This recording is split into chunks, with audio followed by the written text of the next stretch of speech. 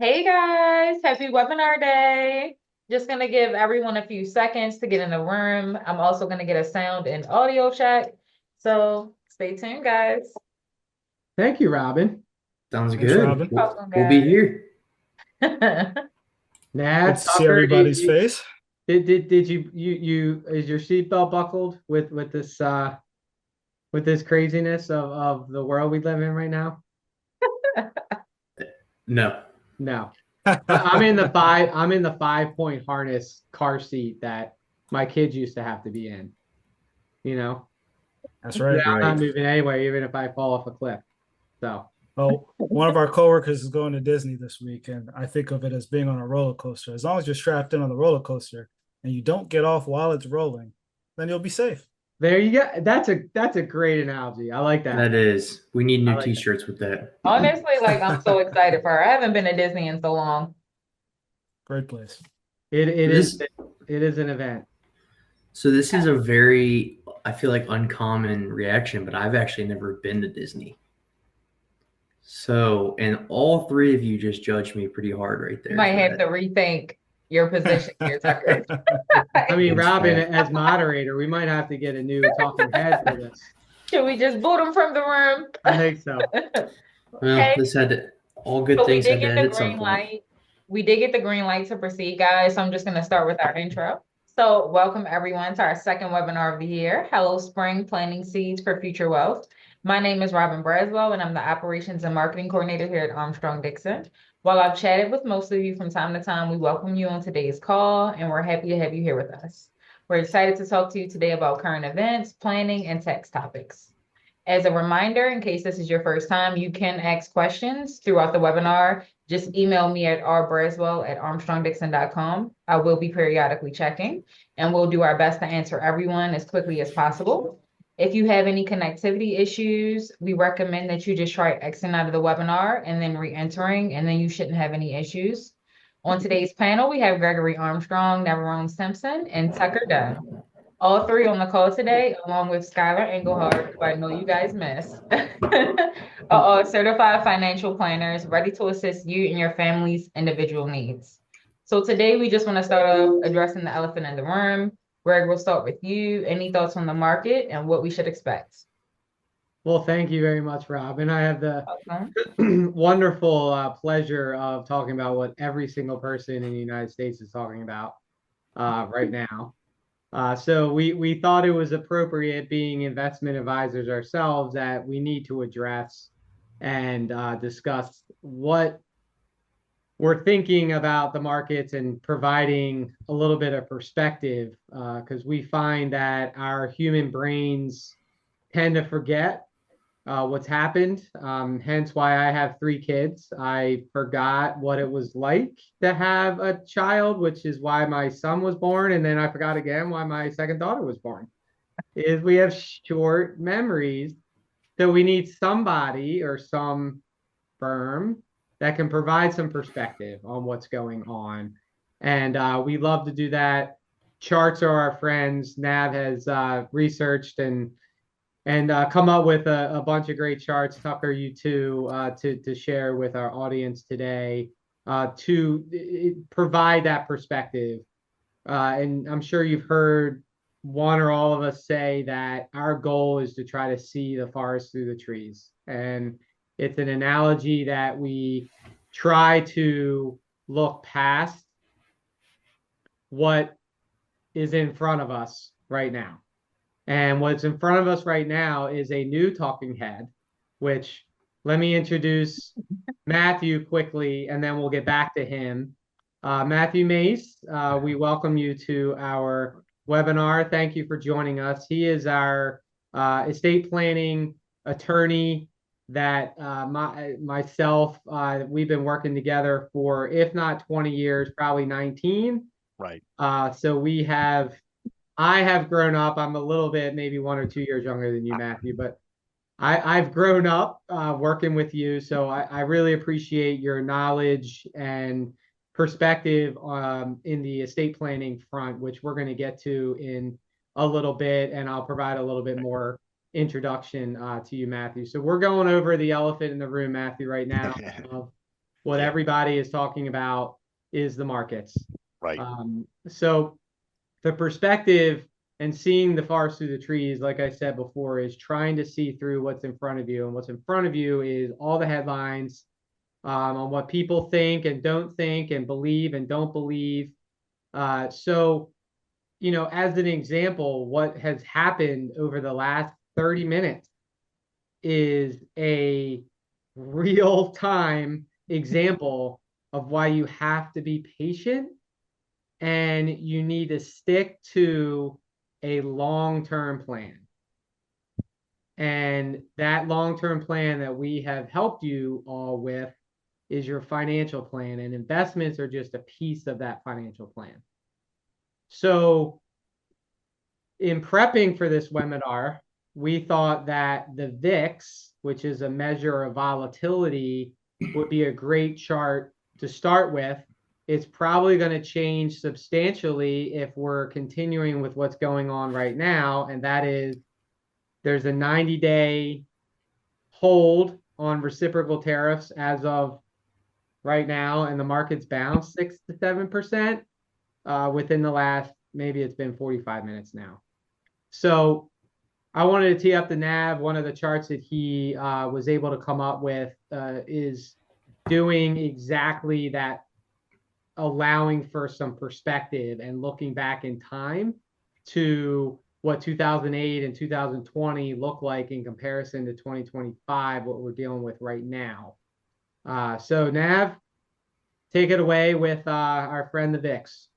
Yes. Can everybody see my screen okay? Yes.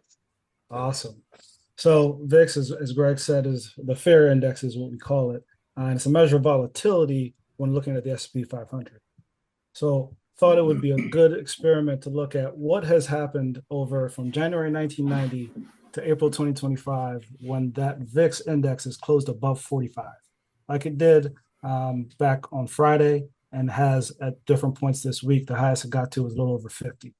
So what's happened is from 1 year forward, so from when the VIX hit these levels, 2 year, 3 year, 4 year, and 5 year, the forward S&P 500 returns has averaged over 1 year, 39%, 2 year, 60%, and you can see it down to the bottom, 139% over a 5 year period. All other time periods are pictured down here within the 1990 to April 2025. So what this tells us is during times of panic, during times of fear, like we saw in 2008, 2020, 2009, and this year, is it pays to be patient. It pays to be a long-term thinker and viewer and investor where you're not saying I'm moving with the today's headlines or yesterday's fears. It's more I'm a long-term thinker, I'm a long-term investor. I want to let my money grow over time.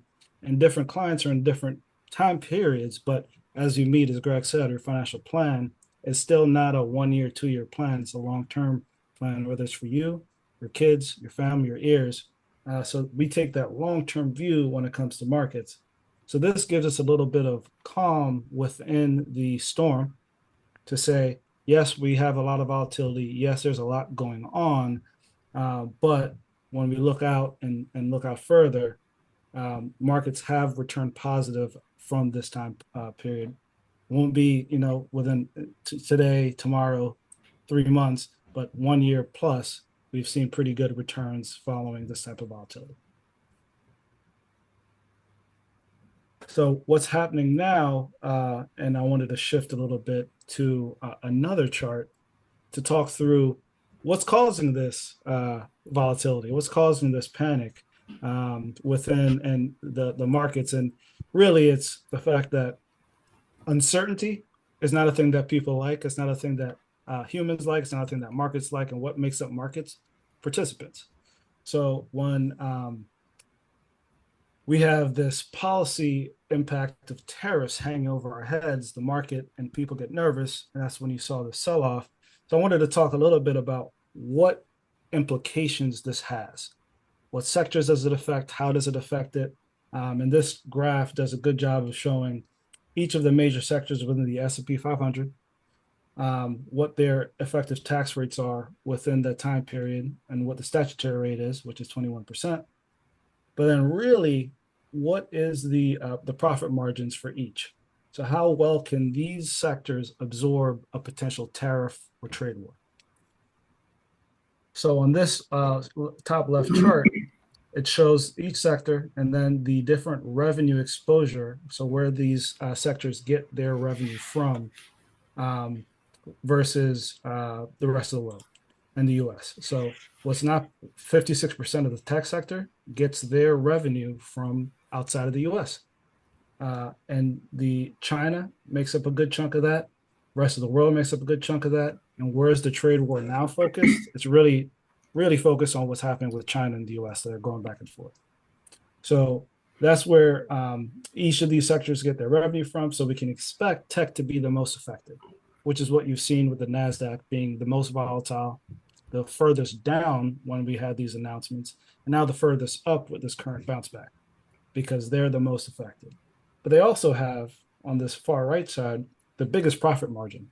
So the gray bar shows the range over the from 2010 to 2024, the quarters, and the median is this blue bar. Their profit margin is a very tip of this range, which means that they have the biggest ability to kind of absorb these hits without possibly passing on to investors or consumers, or if they do, likely keeping this margin fairly high. The other sectors all are within median range or still pretty strong. So I think it's a good discussion to have. It's a good thing to point out that yes, tariffs are a big deal. It's a little bit uncharted in terms of we haven't seen this level of threat in quite a while. But companies adjust, business adjust, and there's room for them to go ahead and make those changes as needed. And that's what makes long-term investing a winning strategy because of that adjustments that can happen without having the panic and the fear that we see with that volatility this week. Okay. So based on that, Nav, how long does it take if you have suffered a loss to recover from that loss? Yeah. So there's different ways to look at that, and I know Tucker, our guy, has a good chart that he wants to share. Yeah, I guess I'm the guy. Well, and You didn't something know that until today. I didn't. This is a first for me. This is cool. So something I kind of wanted to add on to what Nav was saying before I share my screen is, I mean, it's almost, it's kind of funny that right before this webinar, this huge market change happened, almost as to create a new talking point for us. And, Nav, to piggyback on what you're saying, for people who might have sold off last week or yesterday or earlier this week or whenever, they'd be missing out on today, which, is this a normal market? No. But, obviously in very turbulent times, there's a lot of volatility. There's a lot of ups, there's a lot of downs, but a 6, 8, 10% up day is something 9 times out of 10 you want to be a part of. And so if you had gotten, just the jitters, then you might have gotten out of it. So it just really goes to show what you were saying, Nav, about how having a plan, riding the course, staying on the roller coaster just really, really helps. Well, and Tucker, let me add something real quick, and I'm sure our audience have heard me say this definitely, but I believe Joe, our partner, coined this or used it first, but we like to be your thinking partner. If you're thinking about doing something in your life that involves legal, tax, or financial, have a talk with us. We can help pro con all the different avenues that you could go down. One of them being this topic right now is, what do I do? Do I change? I feel like I feel like I need to do something because it seems everyone else is. Let's talk through it, provide that perspective that I mentioned, Nav proved, and then Tucker, you're going to show a chart as well. So this is why we're here. Educate, be on the same side of the table as you, be your thinking partner. Really would encourage you to continue, because I know the audience is very good at reaching out, and we enjoy spending time with you. So please continue. Yeah, absolutely. All right, let me share my screen with y'all. So kind of going off of what Robin just asked in the question of, how long does it take to necessarily recover from different downturns? Can you all see this okay? Is it big enough?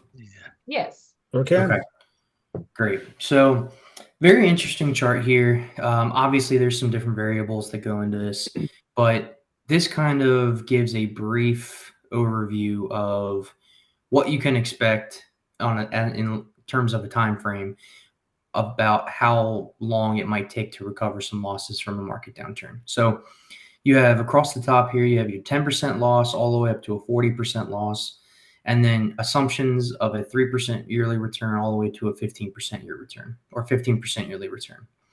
So obviously with the 3, the 5-year percents, they can take a little bit longer to recover. The 13%, the 15%, much quicker. But normally I want to say that we see the markets fall somewhere between that 7% yearly return and definitely the 9%, even sometimes the 11%. That's kind of, I would say, where the meat and potatoes of it normally tries to stay. So with a 10% loss, it takes you anywhere from 4 years to 9 months, with the real median being somewhere around the 2-year mark to recover that back. If you earn 5%, 7%, 9%, 11%, it should take you about 2 years to earn that back. Going over the 20%, that obviously extends it a little bit, but interestingly enough, not a whole lot. I mean, you would think based on a 7 or 9% yearly return, and you're doubling the amount of loss, it doesn't even take twice the amount of time to recover those losses. So, obviously you keep going out here a little bit, 30%, 40%. At a 9% yearly return, you can recover a 20% loss or a 30% loss. So kind of going back to one of those charts that Nav showed earlier about what the markets do from these volatile moments on that VIX and everything like that is, they can recover sometimes very quickly, which who knows if we're seeing that today or if it's a blip, no one really knows. But sometimes they can recover quickly, sometimes not so much. But, on average, since the stock market has began, it has returned anywhere from about 7 to 10% a year. And when you invest in the short term, who knows which one of those years you might get. You might get the up 10%, you might get the up 20%, you might get down 15%, you're not really sure.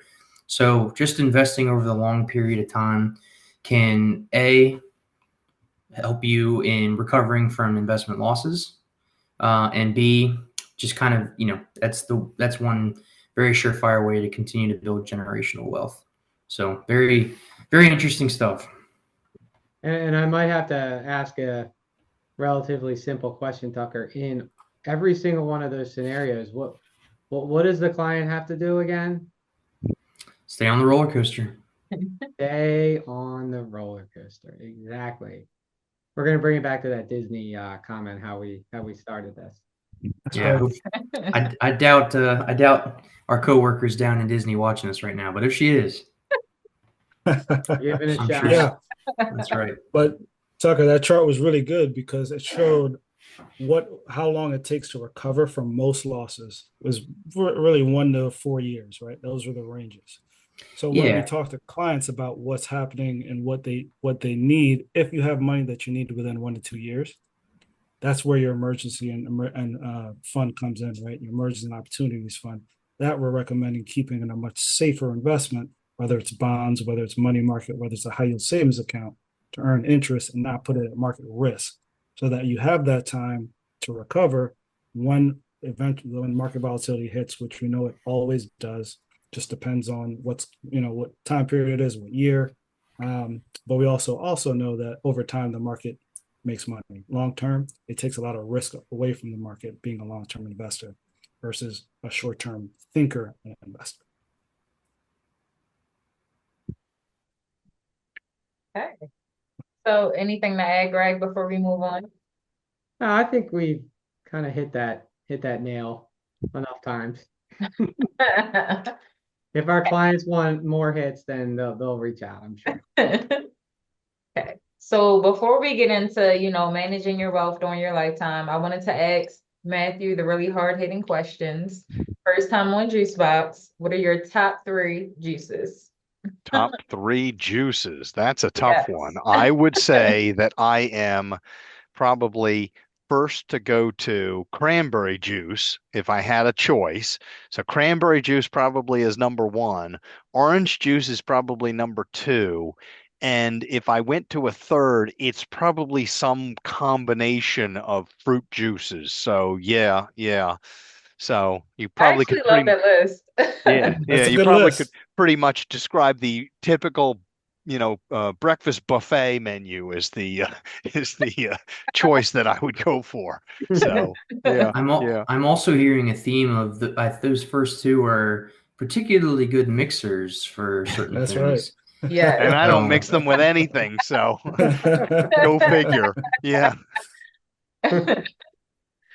yeah, definitely. Greg, can you talk to us about, just managing your wealth during your lifetime? Sure. So Matthew, thank you for answering that question. We're gonna continue to ask our guests the same question, and then we'll find a way to chart it somehow, just because we love charts. For the people that are in our audience and will be listening later on, like I said before, Matthew has been a trusted partner of ours for a very long time. He is an attorney right now with Baker Donaldson, headquartered in Baltimore, but Baker's in what, 28 states or something? It's a lot, right? Yeah. The entire Southeast, right? Yeah. Exactly. We've lost track, but the point is, with our clients that are in multiple states, Matthew's been very effective and in making it a point to be able to work in a state where he not necessarily is able to practice law, but he's able to work with his firm and or other firms to make it state specific. So we appreciate you being on, Matthew. He has a couple of topics he wanted to touch on. But just to speak to kind of the timeline of our life and what's important and how those things change. On the estate planning side, it's not common to think about what happens when I die or get incapacitated. A lot of times it happens when someone close to us gets into a accident or passes away prematurely, or even just passes away naturally because they've lived a full life. Then it starts coming into their mind, oh, should I be doing something about this? So we've taken the position where we need to plan ahead.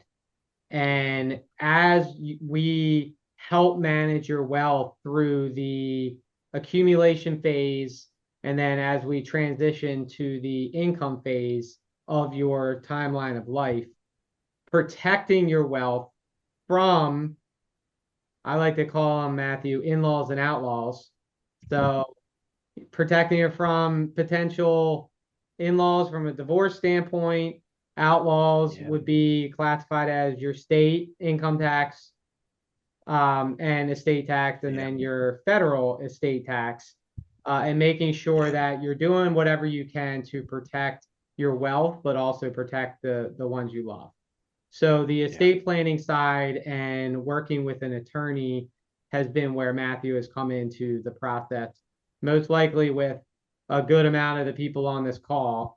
Matthew has probably met or I've referenced some of his work or conversations with. So that's where the estate attorney comes in our timeline.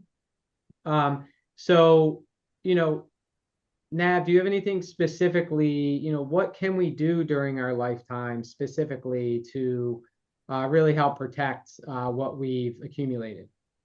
Absolutely. And I like to put it in terms of control. What can we control? What can't we control? And how does that affect your wealth over time? So I love this chart because it talks about retirement, but when we're talking about managing wealth over time, it's for a specific purpose, whether it's your retirement, whether it's to leave money to your kids or your heirs or to charity, whatever it may be, there's a reason. So the things we can control is our saving versus spending, right? This top purple left-hand side here. So how much you are spending versus what you're putting in the bank, paying yourself first, whatever that may be, you can control that. You can control how you're invested within the market, your asset allocation, how much risk are you taking for stocks, bonds, other asset classes, and you can control the type of accounts you put it in. So that's the location side. You can put it in a IRA, you can put it in a Roth, you can put it in 401k, you can put it in a taxable brokerage account, you can put it in an HSA, different things. You can use all these different tools available to you to maximize your wealth over time. And each of those accounts has a different effect on your estate planning because of how you want those to be passed down. What we can't control is a lot of stuff we just talked about: market returns, policy, taxation, tariffs. Can't control those things. Those are out of our control. And some things we have control of: your employment earnings and duration. You have some control, not total control, and longevity. How do you take care of yourself? Health history, those things, or we have some control, not total. So those are the things that we like to look at and talk through when we talk about managing wealth over time. And estate planning is just such an important piece to tie all those things together. So Tucker, I know you had a little bit of things to say about that, especially about the estate tax sunset, which Matthew's the real expert, but figured we'd let you talk about that a little bit to let Matthew go off of that after this. Yeah. And just like that, I'm no longer the guy. Short-lived. That's all right. It was good while it lasted. All right.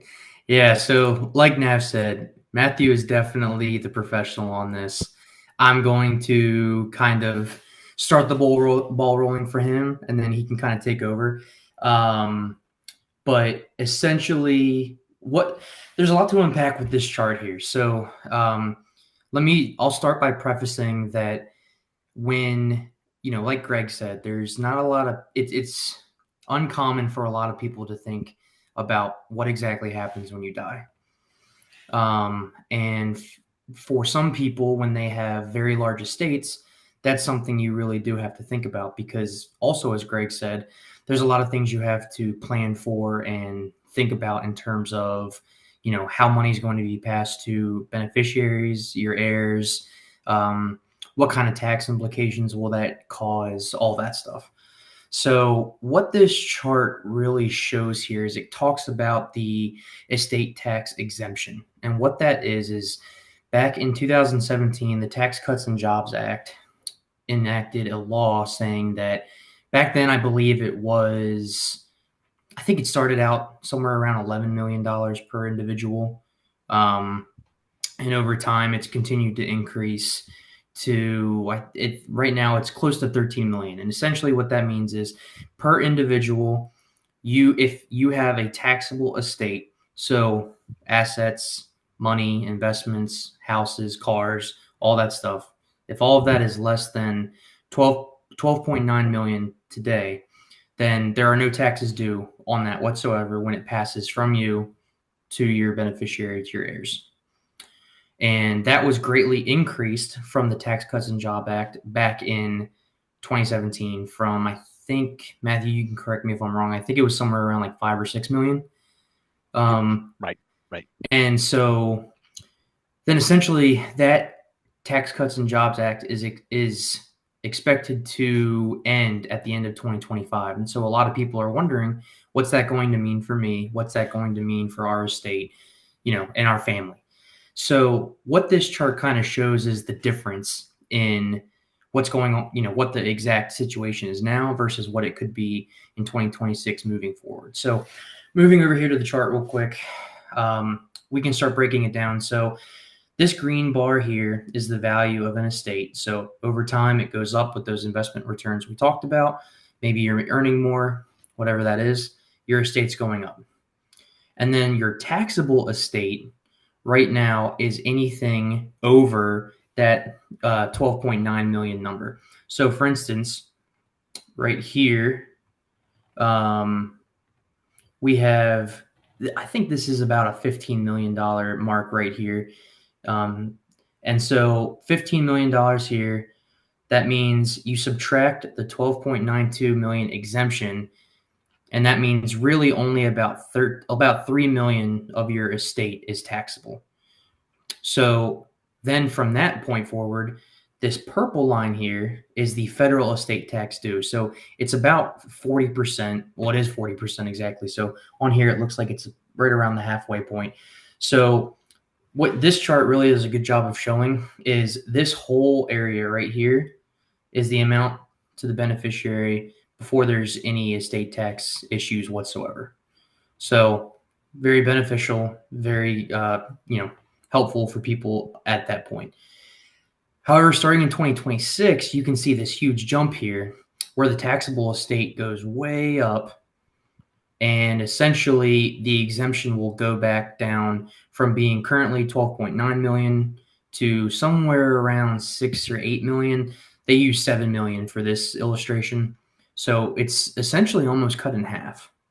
And so you can see here the amount that goes tax-free to your beneficiaries is roughly cut in half, maybe even more than cut in half. The taxable estate looks like it doubles, and the amount in taxes goes way up as well. So it leaves a lot of people wondering, what kind of planning can I do? What kind of things should I expect to encounter once this Tax Cuts and Job Act ends at the end of this year? And Matthew, I hope I didn't butcher that too much. I think that's a good segue in for you to kind of pick up on some of the topics you want to discuss with us. Hopefully, like I said, I didn't butcher that one too much, and I'm sure you can correct me where I'm wrong. Yeah, all good, all good. We are definitely keeping an eye on the tax law changes. We are thinking that there will be a re-up, extension of the 2017 Act, but it hasn't happened yet. And given the extraordinary tax policy shifts that seem to be underway, I'm not totally sure that I'm willing to bet as I might have been a year ago, even much less several years ago, that we will see going forward the same approach or the same general approach for our estate tax world. And I think what this leads into really is a discussion about being proactive, because one comment that I'll add, because I'm a lot older than Tucker is, so let's just face facts. I have been around long enough so that I have essentially seen 6 major changes to the estate tax world in my professional career. So for me to today advise a client to say, oh, these are what the rules are, you'll never have to change any of your planning, I think is probably very short-sighted on my part, because given history, we would expect there to be changes. And the question really will be, will there be a change in the exemption? One of the things that Tucker was focusing upon, or will there maybe be a change in the rate, which that 40% rate has now been with us for essentially 15 years? Well, I'm sure, a discussion for all of us, 15 years is not that long of a time period. That's relatively recent history.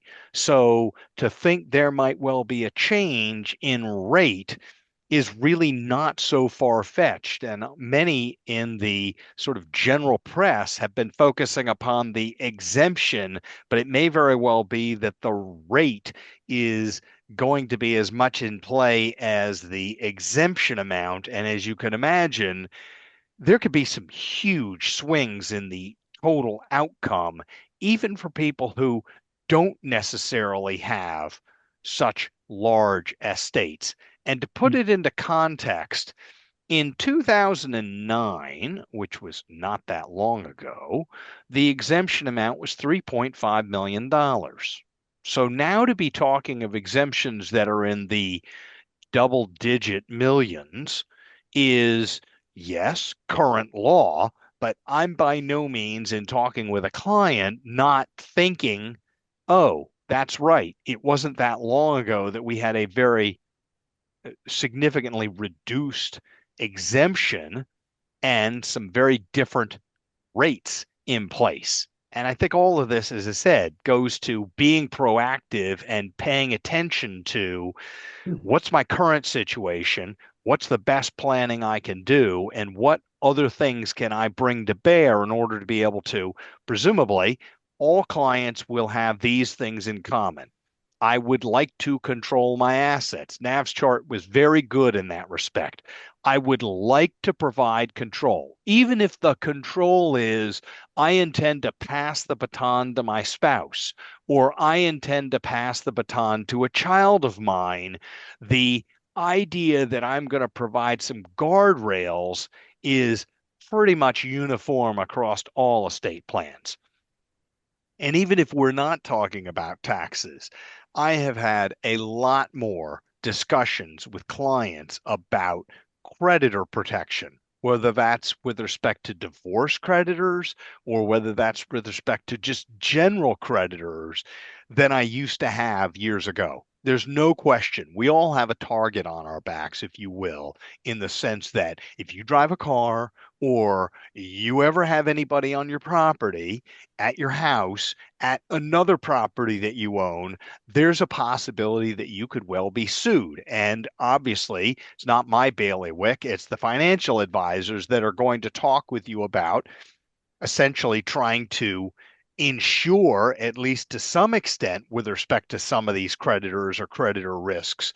But it's not possible to insure against all creditor risk. And for that reason, we oftentimes are looking as part of the estate planning to say, I'd like to make sure that we've got protection if both spouses are alive. I'd like to make sure that I've got some protection if there's a surviving spouse. I want to make sure there's protection if I'm transferring assets to a child.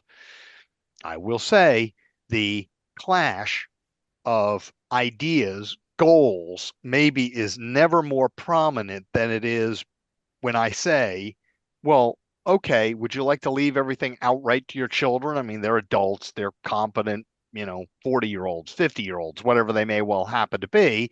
If I'm talking to a client who's in their, say, 70s, 80s, etc., and yet that may well be an issue because immediately I may well hear from the client, well, wait a second, but yet my biggest concern is a divorce to happen. My biggest concern is after my passing, there may well be assets that go to my child. And if that child gets a divorce, will that divorcing spouse get their hands on some of my child's property? And there's a real conflict there as to the legal issues and the personal issues. I want to put my child in control versus no, about the only way I can perfectly protect my child is if I don't give them full control, is if I provide for my child a continuing trust share. And there are many reasons to use trusts. I will say that that idea of creditor protection has gotten to be higher and higher and higher on the list. Right. The reality is, right, that, we all know that our children, just as we, will have creditors. The question is, can we avoid those creditors? Are there creditors who we can plan around? And to the extent there are creditors, can we reduce what those creditors might be able to reach at, grab at? So I'm always thinking about all those provisions. I'm always thinking about what the client's goals are and what ultimately would we like to provide. Creditor protection is very high on the list. I mean, tax reduction, creditor protection, control, flexibility tend to be the guiding, ideas when we're looking at an estate plan. And we do have to be nimble. Just as I was mentioning vis-a-vis the tax law changes, we got quite a bit of changes that come along in even some of the more general and simple, if we were to use that word, documents. I would hope everybody who is on the webinar has a power of attorney, for example. That's not really age dependent. That's the question. Well, if I become disabled, if I'm in a car accident, is there somebody who can act on my behalf? Maybe I've got issues personal that are financial that need to be dealt with, or maybe I've got business issues that need to be dealt with. And I know sometimes it gets to be complex as to how I deal with each of those, but a power of attorney is oftentimes a pretty standard tool approach. We're back to making sure I've got a plan, making sure it's flexible, and making sure it's up to date. Our most recent changes in Maryland only went into effect as to the statutory power of attorney in October of 2023. So that's barely a year and a half ago. So putting it into perspective, that statutory power has been around now for roughly 15 years or so. Probably had 4 revisions, something like that to it. So although an old document does not automatically become ineffective, there may very well be things that the individual didn't necessarily think about when the old document was put in place that now they do want to think about. A very interesting change that happened that came in as of October 2023 is there's now a compensation provision for power of attorney. And it's something that I've had in my documents for quite a while, but it's not something that's really been a focus. And it's a real interesting question. If I'm only going to be laid up disabled for a couple of weeks, say, because I have a bad accident, it may not be much of an issue. But if I'm disabled for an extended period of time, say I lose capacity later in life, and a child's taking care of my financial issues for years, I don't know. Is it reasonable for them to be compensated? In some sense, we might well say, no, no, this is family. This person should act without compensation. On another level, if I'm taking away from that child's job opportunities or personal and business professional goals because they're spending so much time worrying about my financial balance sheet, if you will, isn't it reasonable that they would be compensated? And that opens a whole huge discussion as to what's a fair rate, or how would it be calculated, or is it appropriate at all? Or how might the other family members feel about that? Because many of the things that we talk about, oftentimes we are also thinking about efficiency. And one of the things we want to avoid more than anything else is fighting amongst family members, because we do not want inefficiency. As I say constantly, only the lawyers win when it comes to litigation in the trust and estates world. There's no way that anybody else is actually, the pie is only so big. So if there's any fighting going on, there's no concept of, oh, I'm going to get an award from that other side. Well, the other side's part of my family, most likely. So it's kind of a weird situation to say, oh, there's a win. No, there isn't. The lawyers are getting off, but otherwise, everybody else is losing the size of the pie. So Yeah, Matthew, I wanted to add something where please. the key point that I wanted to highlight is communication. And one of the elements that I hold dear to my heart is working with the direct client, getting the appropriate documents in place with flexibility, with a ear to creditor protection, taxes, et cetera, et cetera. Yeah. Once those decisions are made, communicating that to at least the fiduciary that's been named in the document that is going to have a job, an additional job, once incapacity or death happens. But the explanation to the family that is not an acting fiduciary on the reasons why mom and dad decided to draft it this way. Yeah. And that has been I guess I call it an added service from our standpoint. I'm not speaking for you, Matthew, but from our standpoint is here's why child number one is going to be paid. So child 2 and 3 understand that mom and dad are paying the oldest, because now not only does he or she have to manage their family, their job, their social life, now they have to run the checkbook of mom and dad. Yeah. And that where job should come some compensation, and just the fact that they're a child doesn't really necessarily say, oh, well, I have to do this for free, because you are, and you mentioned it, Matthew, you're taking away from that child's life. So Right. it might be a little different if it's one child, because there's no, measurement tool, and you're kind of the last one standing. It's like, well, who else is going to do it? I guess I will, So with all of that said, Matthew, I like the word flexibility, I think, the most.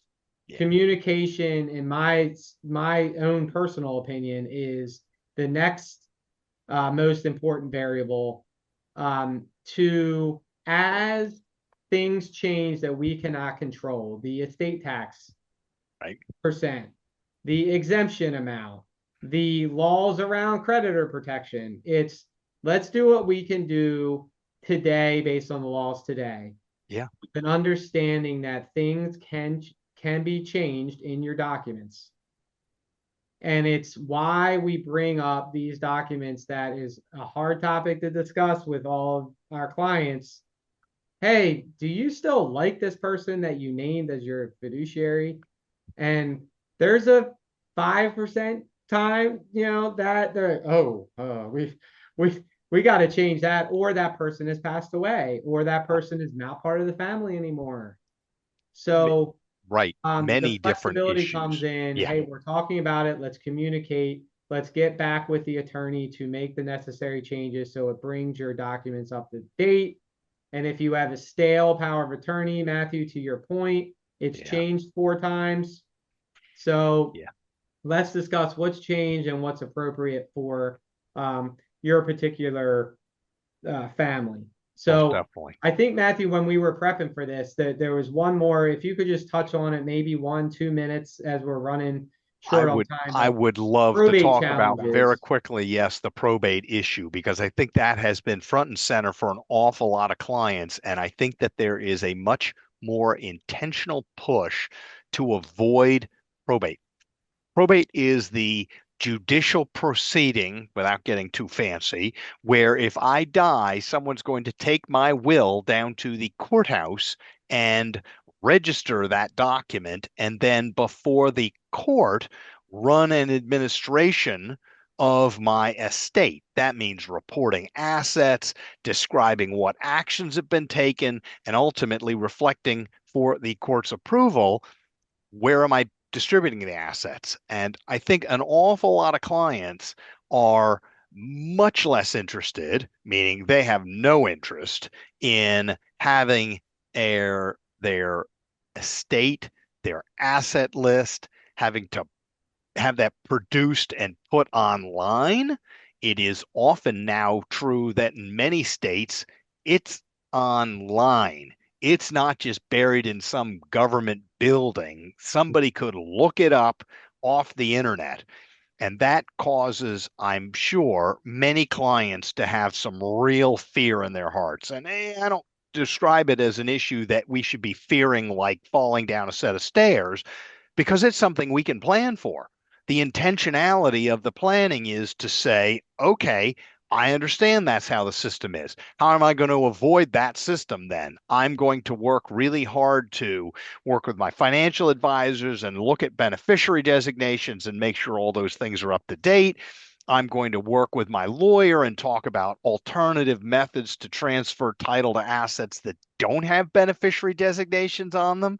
And last, I'm also going to make sure that to the extent I have assets out of state, or that don't have a traditional title, or that are owned by me and another person. It's amazing how often I talk with clients and somebody just off the cuff says, oh, that's right. I still have this piece of real estate that I inherited from my mom, but I only own half and my siblings got the other half. And I'm like, well, how do you own it? Like, Is it winner take all? Whoever survives gets the whole thing? Invariably, no, that's not how it's titled. And then the question, well, wait a second. We got to address this. The last thing we want is to have something like that being dealt with in a court forum, if you will, when instead, hopefully, from a flexibility perspective and from a proactive perspective, we're going to make sure we address it on the front end, not on the back end. So all of that comes in, and you can also tell just by the way I'm describing it, so much of this also relates to we're trying to make this plan, in addition to being flexible and carrying out the client's wishes, we want it to be efficient and read that, not run up the meter, not cost so much, so that we can stamp down those kinds of loss issues like, oh, I've got to pay somebody in Florida because my mom left me a lot in Florida. No, no, no, no, no. I'm not going to do that after somebody dies. I want to proactively deal with that while they're alive because it's just going to be a lot cheaper. It's going to be a lot more efficient and a lot less expensive. So, okay, got it. I'm going to make sure that I work my way through all those things. And there's enough that's difficult, just as Nav's chart pointed out, that I can't control. I don't know how long I might be disabled at the end of my life. It may be for a couple of weeks. It may be a couple of months. It may be multiple years. I'd like to affirmatively address all those things as best I can, understanding I'm going to continue to work with the professionals and update as needed from time to time just to make sure things are current, things are in place, things are still following my wishes, and so on, all with the goal, whatever I want to direct is what's going to be carried out. So, yeah. Thank you, Greg. That's good for that, to talk about that as well. Sure. So, well, we haven't had the third tax head of dragon that we haven't mentioned a whole lot. And if you haven't talked with the CPA or interacted with an online software yet, you're running short on time. yes. So what do you have, any last second or last 6-day piece of advice, Nav? Yeah, I mean, this is just it's so much good information, and estate planning is so important because there's just so much to think about. The important thing is we make sure to bring it up with our clients so you do think about it. And then if you choose not to take action, that's okay. But we want to know why, right? So like we said, control what you can control. Your estate planning, how prepared you are, that's something you can control. Yes. As far as like any tax and planning updates, any last minute contribution updates that we need? Yeah, 4/15, that's the tax deadline. So if you have any SEP IRA contributions, Roth IRA, traditional IRA, make sure you get those in, and HSA, make sure you get those in before 4/15 so you can get those that tax benefit for the year. And that's for 2024, right now? My taxes. That's for 2024, exactly. Okay, so just as we begin to wind down everything, we just wanted to provide you guys with like a few business updates. If you've been emailing us recently, you'll notice that we have a secure link for share file in our email signatures. We just wanted to make your lives easier. So this is a lot easier than Proofpoint because you don't need credentials. If you ever want to send us something, or if we send you something and you want an easy way to send it back, just go ahead and click that link and you can just upload it and it comes directly to us. And key point, Robin, it comes to us securely. Hence, Yes. hence what it's share file, but it comes securely to us, which is very important with the litigious and stealing that's going on in our society. Our primary concern and goal is always to protect your private information. Yep. Okay, so Nav is also going to tell you guys about a few new resources in Account View 2.0. Go ahead, Nav. Absolutely. So here's my $0 account view profile here. And what's happened is we've actually been able to roll out within LPL or broker dealer, rolled out a set of calculators that you can actually go into your account view and use. So under planning, you hit calculators and it goes from retirement, savings, spending, insurance. And as you can see, there's a lot of really cool tools here that you can say, hey, what is my retirement minimum distributions for my IRAs, 401ks, whatever they may be. You can actually calculate that here. You can look at what a Roth IRA conversion might mean for your plan, Roth versus traditional IRA, tax comparison, different college savings plans calculators. So these are simple tools that you can go on, use, click on, play with, and just reach out if you have questions. So glad that it's a new tool that we're able to roll out for client benefits. So just let us know if you have any questions on those calculators. Thanks for that, Nav. In addition to that, we also have more technology for you guys. We recently started using something while we're doing your annual advisory reviews that basically takes notes. So Tucker's just going to walk through like what that is and how it benefits you. Yeah, I mean, it's like Robin said, lots of new technology. It's great. It's really beneficial. For those of you who have done annual advisory reviews with us recently, you will have noticed we had a robotic companion on the call with us. We've actually been using something called Jump AI. It's an AI note taker that is approved through our broker-dealer LPL. So it really just it sits on the call. Before we use it, before we do anything with it, we have to make sure it's okay with you, make sure you're comfortable. And once, if so, then it really just kind of takes notes on the entire call, allows the financial advisors on the call with you to spend more time with you, not be so distracted taking notes, and to really just engage. And, it makes our lives easier being able to kind of compress all that information together, get some good action items, follow-ups, some talk notes, and then it also helps everyone capture what everyone's saying. So really, really helps the calls go smoothly. And it's a great new piece of technology that we have access to. So we're excited about that too. Sector. So final update, Katie Brown from our office, she will be sending out ADV soon. There are no material changes, but if you have any questions as you're reviewing, please don't hesitate to reach out to her. So as always, we are thankful for you guys joining us today. Please feel free to use the scheduling links to follow up via email with your financial advisor. We hope we answered all of your questions.